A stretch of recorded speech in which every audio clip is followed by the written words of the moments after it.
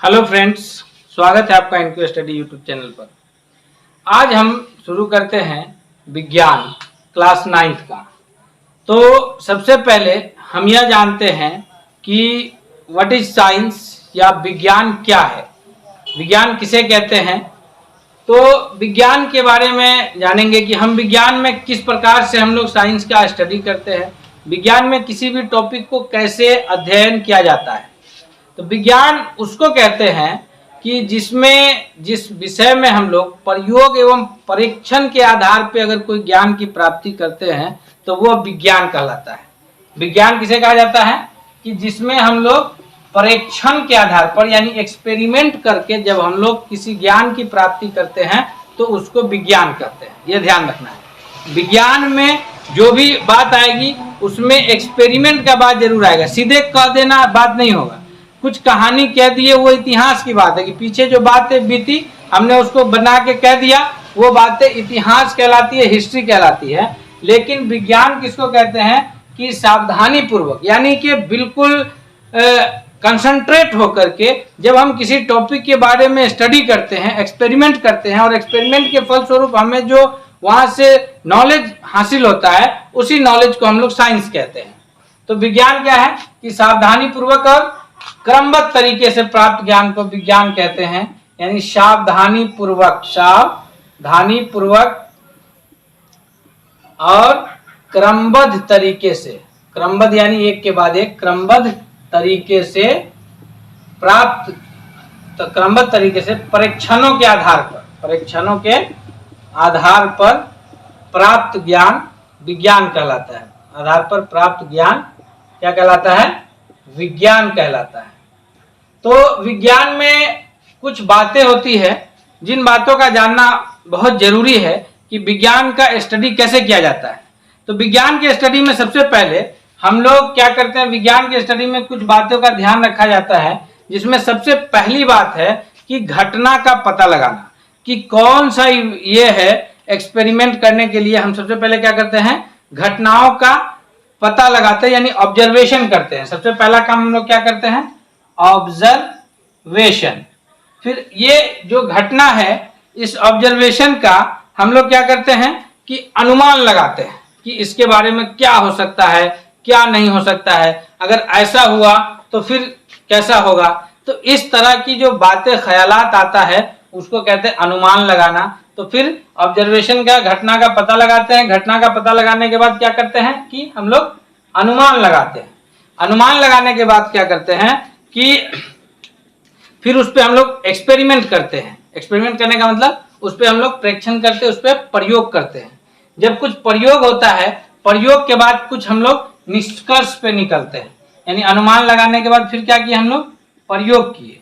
अब प्रयोग करने के बाद क्या किए कि प्रयोग के बाद कुछ ना कुछ निष्कर्ष आएगा, तो फिर वो निष्कर्ष पे पहुंचे। और निष्कर्ष के बाद क्या होता है, निष्कर्ष के बाद फिर हम लोग उसमें अगर कोई बात आया कि निष्कर्ष के बाद भी अगर कुछ लगा कमी बेसी तो फिर उसका संशोधन किया जाता है।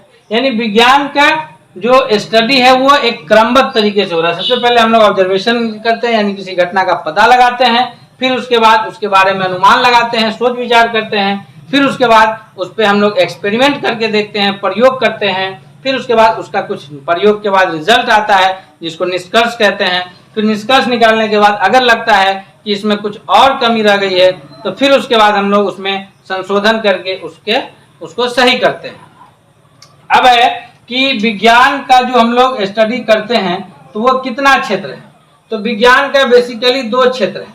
विज्ञान का अगर देखा जाए तो दो क्षेत्र है, एक होता है भौतिक विज्ञान और एक होता है जीव विज्ञान। ये दो हिस्सों में विज्ञान को बांटा गया है, एक भौतिक विज्ञान में और एक जीव विज्ञान में।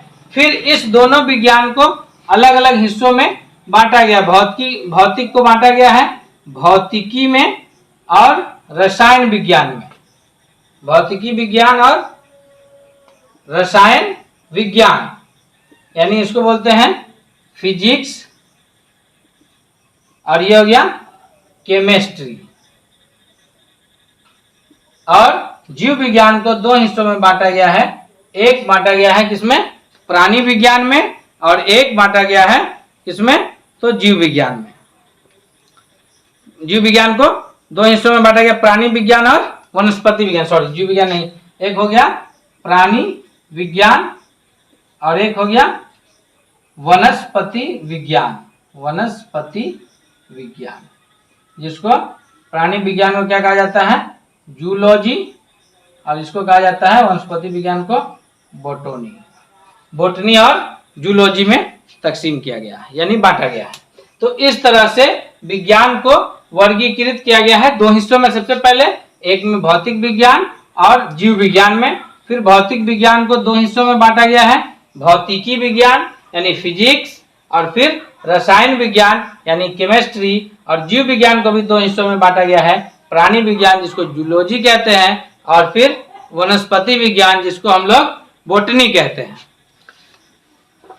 अब हम लोग ये देखेंगे कि विज्ञान में भौतिकी विज्ञान के बारे में आज हम लोग पढ़ेंगे कि भौतिकी में भौतिक राशियां किसको कहा जाता है। भौतिक राशियां किसको कहते हैं, तो भौतिक राशियां उसे कहते हैं जिसको भौतिक के नियमों को जिस पदों में व्यक्त किया जाता है वो बेसिकली भौतिक राशियां होती है।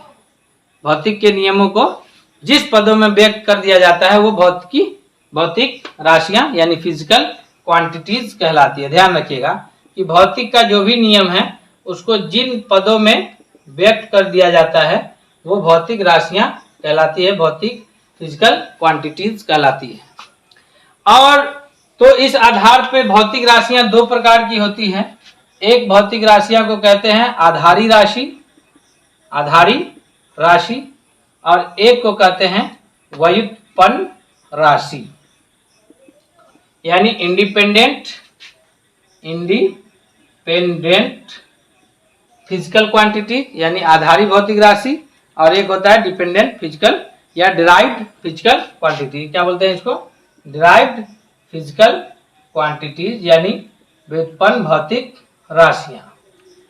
तो इस तरह से आधारी राशि जो है वो स्वतंत्र होती है, वो किसी के मेल से नहीं बनता है, वो अपने आप में एक स्वतंत्र राशि मानी जाती है जिसकी संख्या केवल 7 है। जैसे लंबाई है, द्रव्यमान है, ताप है, विद्युत धारा है। तो ये इस तरह से 7 आधारी राशियां हैं जो अपने आप में स्वतंत्र राशि है। बाकी जितनी भी राशियां हैं उसको आधारी राशि के पदों में व्यक्त किया गया है, उसको कहते हैं व्युत्पन्न राशि। इसमें हो गया, जैसे में इसका लंबाई हो गया, उसके बाद लंबाई के बाद समय है, समय के बाद द्रव्यमान है। इसकी संख्या मात्र 7 है, जबकि इसकी संख्या का कोई गिनती नहीं है कि व्युत्पन्न राशि कितनी है। ये सारी इससे निकलती है। जैसे क्षेत्रफल है, क्या है, क्षेत्रफल है, दाब है। तो ये सारी राशियां जो इंडिपेंडेंट फिजिकल क्वांटिटीज से निकलती है उसको कहते हैं आधारी राशियां। अब होता है बात मात्रक की, तो राशियों को, आधारी राशियों को हो या व्युत्पन्न राशि हो, या ऐसे समझिए कि भौतिक राशियां जो है फिजिकल क्वांटिटी, उसको जिस पदों में व्यक्त किया जाता है, वो जिसमें मापा तोला जाता है, वो चीज उसका मात्रक कहलाता है। जैसे लंबाई को हम लोग मीटर में मापते हैं तो लंबाई क्या हो गया, मीटर हो गया लंबाई का मात्रक। उसी तरह समय को हम लोग सेकेंड में मापते हैं तो ये हो गया समय का मात्रक। समय को हम लोग सेकेंड में मापते हैं, मिनट में मापते हैं, घंटा में मापते हैं, तो दिन में मापते हैं, वर्ष में भी मापते हैं। तो ये सारा मात्रक समय का ही मात्रक है। उसके तरह फिर द्रव्यमान को मापने के लिए हम लोग ग्राम यूज करते हैं, किलोग्राम यूज करते हैं, क्विंटल, टन, ये सारा मात्रक द्रव्यमान का मात्रक है। उसी प्रकार क्षेत्रफल मापने के लिए हम लोग मीटर स्क्वायर या सेंटीमीटर स्क्वायर या किलोमीटर स्क्वायर, जो भी मीटर स्क्वायर हम लोग इस्तेमाल करते हैं वो क्या है, क्षेत्रफल का मात्रक है। तो राशियों को मापने के लिए जो भी हम लोग इस्तेमाल करते हैं, जो भी पैमाना इस्तेमाल करते हैं, वो उसका मात्रक कहलाता है। तो आधारी राशि का मात्रक आधारी मात्रक, व्युत्पन्न राशि का मात्रक व्युत्पन्न मात्रक कहलाएगा। यानी राशियों को मापने के लिए जो हम लोग स्केल यूज करते हैं वो क्या कहलाता है, मात्रक। तो मात्रक भी दो तरह का हो जाएगा, आधारी राशि का मात्रक आधारी मात्रक, और व्युत्पन्न राशि का मात्रक व्युत्पन्न मात्रक, यानी आधारी राशि का मात्रक आधारी मात्रक और व्युत्पन्न राशि का मात्रक व्युत्पन्न मात्रक, इसको कहेंगे इंडिपेंडेंट यूनिट और ये हो जाएगा डिराइव्ड यूनिट, इंडिपेंडेंट यूनिट और डिराइव्ड यूनिट। तो अब मात्रकों के लिए कितनी सारी सिस्टम्स डेवलप्ड हुए उसके बारे में एक एक करके हम लोग देखते हैं कि पहले जमाने में लोग माप तौल कैसे करते थे। आज के डेट में भी जो हम लोग गांव में सुनते हैं कि एक पाव, आसेर, तो इस तरह से एक पसेरी, मन, ये सब भी एक तरह से मापने तौलने का ही एक मात्रक था जो उस जमाने में जब इतना साइंस डेवलप्ड नहीं था तो लोग इस्तेमाल करते थे। और आज जब साइंस डेवलप्ड हो गया है तो लोग किलोग्राम, क्विंटल, टन ये सब में मापते हैं। लेकिन पहले के जमाने में जब ये चीज नहीं था तो लोग इस तरह से माप तौल का इस्तेमाल करते थे। तो क्या आज के डेट में जो हम लोग लंबाई के लिए डायरेक्ट मीटर इस्तेमाल कर रहे हैं तो ये डायरेक्ट आ गया या बहुत सारी पद्धतियां पहले आई, फिर उस पद्धति से निकल करके ये नया मात्रक का पद्धति आया है, इसके बारे में अभी हम लोग देखते हैं।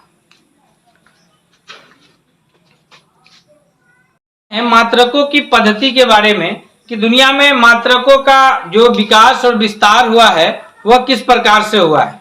सबसे पहले लोग कैसे पद्धति का इस्तेमाल करते थे, तो सबसे पहला जो पद्धति है वो ये है FPS। क्या है? FPS सिस्टम, यानी FPS पद्धति इसको कहते हैं हिंदी में। FPS पद्धति में क्या था कि लोग जब दुनिया के कुछ देश के लोगों ने बैठा और आपस में विचार किया कि हम लोग कैसे कौन चीज का मात्रक रखें तो ताकि दुनिया के सभी देश में वो चीज, अब जब आयात निर्यात होता है तो उसमें दिक्कत हो जाता था। यहाँ का वजन अलग सिस्टम रहता था और दूसरे देशों के वजन का सिस्टम अलग रहता था। पता ये चला कि कहीं का सामान यहाँ आया तो घट गया या यहाँ का सामान कहीं और गया तो ज्यादा हो गया। तो अब इस चक्कर में क्या था कि ये बहुत बड़ी एक विडंबना आ गई थी कि हम कैसे जो है बराबर सामान दे, बराबर सामान लें, या अगर मूल्य तय करना हो तो कैसे करें। यहाँ कुछ और मात्रक चल रहा है और पता चला कि अमेरिका में, इंग्लैंड में कोई और मात्रक चल रहा है, पता चला कि यूरोप में कोई और मात्रक है, एशिया में कोई और मात्रक है। तो इस तरह से सारे लोगों ने विचार किया कि हम लोग मात्रकों के लिए कुछ ऐसा सिस्टम रखते हैं जहां हर जगह, हर देश में उसी हिसाब से मात्रकों की गणना की जाएगी। तो उसके लिए लोगों ने क्या किया कि सबसे पहला जो सिस्टम डेवलप किया वो FPS पद्धति थी, यानी इसको बोलते हैं फुट। FPS का हो गया फुट, F से फुट और P से पाउंड और P से पाउंड और S से सेकेंड। यानी लोगों ने क्या किया कि लंबाई के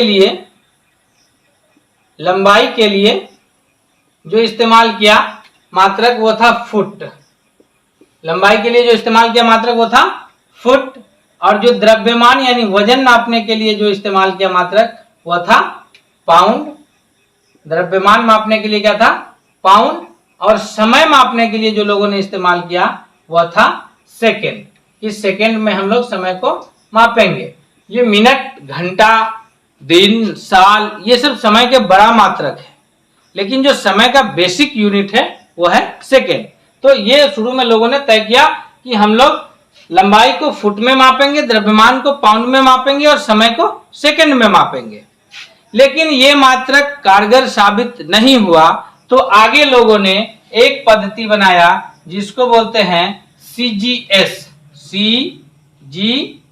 सिस्टम, यानी CGS पद्धति। तो CGS पद्धति में क्या था कि CGS यानी सेंटीमीटर, CGS का मतलब हो गया सेंटीमीटर, G से हो गया ग्राम और S से हो गया सेकेंड। तो अब C, G और S सिस्टम आ गया। इसमें क्या था कि लंबाई मापने के लिए फुट की जगह पे सेंटीमीटर का इस्तेमाल होने लगा। लंबाई मापने के लिए फुट की जगह सेंटीमीटर का इस्तेमाल होने लगा, तथा द्रव्यमान मापने के लिए पाउंड की जगह पे क्या इस्तेमाल होने लगा? ग्राम का इस्तेमाल होने लगा कि द्रव्यमान को हम लोग ग्राम में मापेंगे और समय के लिए इस सिस्टम में भी समय के लिए सेकेंड ही रखा गया कि समय को सेकेंड में मापा जाएगा। लेकिन यह सिस्टम भी कारगर नहीं रहा, यह पद्धति भी उतना उचित नहीं रह पाया, तो लोगों ने फिर एक नया सिस्टम डेवलप किया, एक नया पद्धति डेवलप किया। उस पद्धति का नाम था एमकेएस सिस्टम। इस पद्धति में क्या था? एमकेएस पद्धति में, इस पद्धति का एमकेएस यानी एम से हो गया मीटर, एम से मीटर, के से किलोग्राम, के से किलोग्राम और एस से सेकेंड। यहां भी एम के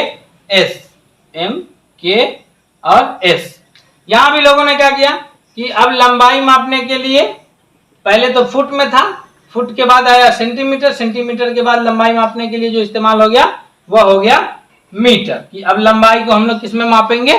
मीटर में। मीटर के लिए क्या बेसिक पैमाना था, कितने ये का मीटर रखा गया, ये हम लोग आगे पढ़ेंगे। फिलहाल बेसिक में हम लोग ये जानेंगे कि शुरू में लोगों ने एफपीएस पद्धति डेवलप किया, जिसमें लंबाई मापने के लिए फुट इस्तेमाल किया। वो पद्धति के बाद आया सीजीएस सिस्टम यानी सेंटीमीटर ग्राम सेकेंड पद्धति, इसमें लंबाई मापने के लिए लोगों ने सेंटीमीटर इस्तेमाल किया। उसके बाद आया एमकेएस पद्धति, मीटर किलोग्राम सेकेंड पद्धति, इसमें लोगों ने लंबाई मापने के लिए मीटर का इस्तेमाल किया।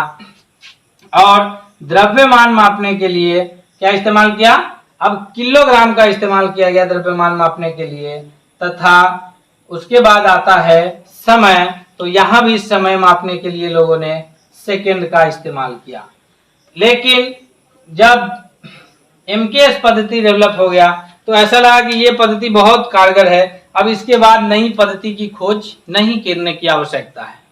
लेकिन जैसे ताप का खोज हो गया और ताप के मात्रक के लिए केल्विन इस्तेमाल किया जाने लगा, तो फिर क्या हुआ कि ताप को हम लोग डिग्री फ़ारेनहाइट में भी मापते हैं, केल्विन में भी मापते हैं, डिग्री सेल्सियस में भी मापते हैं। लेकिन ताप के लिए केल्विन और केल्विन के लिए के इस्तेमाल होने लगा, तो फिर ये नियम भी आ गया सस्पेंस में कि कहीं पे के का मतलब लोग किलोग्राम समझता था और कहीं पे के का मतलब केल्विन समझा जाने लगा। यानी अगर 40 के है तो कुछ लोग कहता था कि इसका वजन 40 केजी है और कुछ लोग कहता था कि इसका टेम्परेचर 40 डिग्री केल्विन है। तो इस तरह से एक नया एक कंट्राडिक्शन पैदा हो गया। अब एक असमंजस की स्थिति पैदा हो गई कि के का मतलब केल्विन समझा जाए या किलोग्राम समझा जाए, तो ये पद्धति भी कारगर साबित नहीं हुई। तो फिर दुनिया के अधिकांश देशों ने, सारे लोगों ने मिलकर के क्या किया कि 1960 में एक बैठक किया और बैठक में ये तय किया कि हम लोग कुछ राशि को, आधारी राशि जो है उसका एक मात्रक तय कर लेते हैं और उस मात्रक को पूरे अंतर्राष्ट्रीय स्तर पर पूरी दुनिया में एक जैसा माना जाएगा। और उसी पद्धति का नाम पड़ा एसआई सिस्टम यानी सिस्टम इंटरनेशनल यानी अंतर्राष्ट्रीय पद्धति।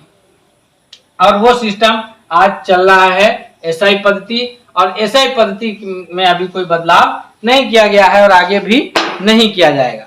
तो एसआई सिस्टम में क्या किया गया? एसआई पद्धति यानी सिस्टम इंटरनेशनल। एसआई पद्धति का मतलब क्या हुआ? सिस्टम इंटरनेशनल यानी अंतर्राष्ट्रीय मात्रकों की अंतर्राष्ट्रीय पद्धति। ऐसे कह सकते हैं कि मात्रकों की अंतर्राष्ट्रीय पद्धति। इसमें क्या किया गया कि 7 आधारी राशि के लिए मात्रक को डिफाइन कर दिया गया और वही मात्रक के लिए अपना एक संकेत दे दिया गया और उसी संकेत के आधार पर इस्तेमाल किया जा रहा है। इसमें क्या है कि आधारी राशि जो 7 तय किया गया कि 7 राशि को आधारी माना जाएगा और बाकी जितनी भी राशियां होंगी उसी आधारी राशि से निकलेगी, जिसको व्युत्पन्न राशि कहेंगे। फिर उस आधारी राशि का एक मात्रक तय किया गया और फिर उसके लिए कुछ संकेत दिए गए। तो आधारी राशि में सबसे पहला जो राशि था वो था लंबाई।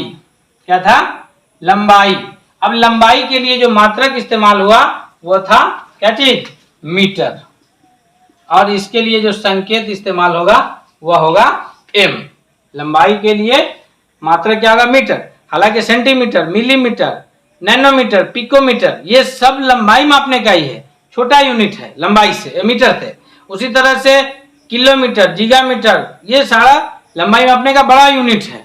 लेकिन जो आधारी मतलब जो बेसिक यूनिट है वो है मीटर की लंबाई को हम लोग किसमें मापेंगे? मीटर में। दूसरा, द्रव्यमान को आधारी राशि माना गया और द्रव्यमान मापने के लिए क्या इस्तेमाल किया गया? किलोग्राम। क्या इस्तेमाल किया गया? किलोग्राम। और संकेत दे दिया गया kg। अब इससे क्या होगा कि किलो का ताप का केल्विन वाला झंझट खत्म हो गया। अब तीसरा रखा गया समय को, और समय के लिए तो वही जो एफपीएस में भी था, जो सीजीएस में था, जो एमकेएस में था, सेकेंड, और उसके लिए संकेत एस इस्तेमाल किया गया। उसके बाद क्या था कि विद्युत धारा को रखा गया। विद्युत धारा के लिए क्या इस्तेमाल किया गया? एम्पियर। क्या उसका मात्रक रखा? एम्पियर, और इसके लिए संकेत ए रखा गया। उसके बाद है ताप, जिसके आने की वजह से एमकेएस में गड़बड़ी आया था, तो ताप के लिए क्या रखा गया? केल्विन। ताप के लिए केल्विन, और ये केल्विन जो है अब किलो वाला एमकेएस वाला के अब ताप को चला गया। संकेत केल्विन का क्या हो गया? के हो गया। छठा क्या रखा गया कि वो था ज्योति तीव्रता, जिसके लिए कैंडेला इस्तेमाल हुआ। ज्योति तीव्रता, और इसके मापने के लिए क्या इस्तेमाल हुआ? कैंडेला, जिसका संकेत क्या है? कैंडेला का CD। और उसके बाद है पदार्थ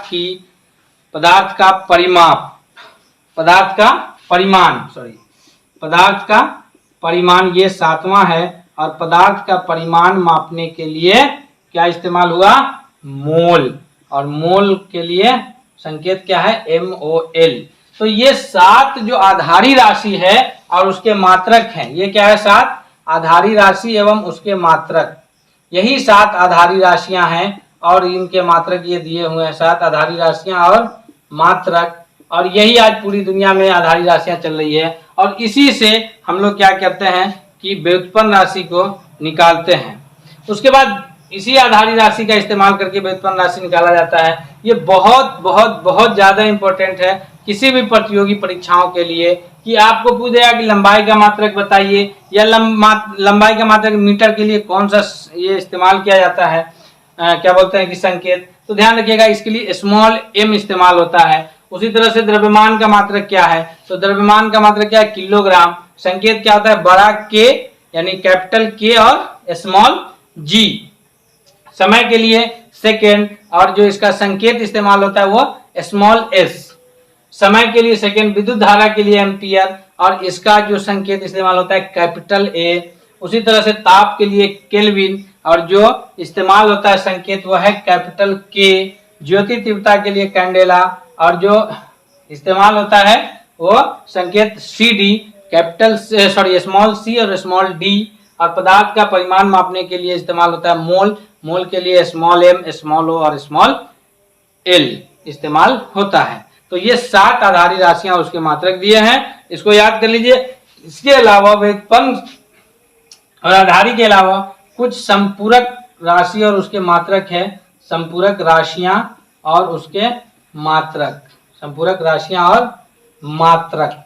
तो इसको हम इसके नीचे ही लिख देते हैं, संपूरक राशियां और उसके मात्रक को। पहला क्या है इसमें? समतल कोण यानी प्लेन एंगल। क्या बोलते हैं इंग्लिश में? Plane angle. इसको मापते हैं किसमें? रेडियन में। किसमें मापते हैं इसको? रेडियन में। इस्तेमाल क्या होता है? RAD, small r, small a और स्मॉल d। और एक होता है संपूरक राशि में घन कोण। एक तो समतल कोण है और एक कोण है घन कोण, जिसके लिए क्या इस्तेमाल होता है? स्टेरेडियन। इसका मात्रक हो गया स्टेरेडियन, और इसके लिए जो संकेत इस्तेमाल होता है स्मॉल s और स्मॉल r। इस तरह से क्लास 9th का जो फिजिक्स का पहला चैप्टर है ये कंप्लीट हुआ। इसमें से अगर कोई कंफ्यूजन है, कोई क्वेश्चन है, तो आप उसको कमेंट बॉक्स में लिखिए, उसका उत्तर देने का हम हर संभव कोशिश करेंगे। अगर आप हमारे चैनल पे नए हैं तो चैनल को सब्सक्राइब करके बेल आइकन दबा लीजिए, तथा यह वीडियो अगर आपको पसंद आया है तो इसको लाइक कीजिए और दोस्तों के बीच शेयर कीजिए, ताकि और भी आपके दोस्त जो हैं इससे फायदा उठा सके।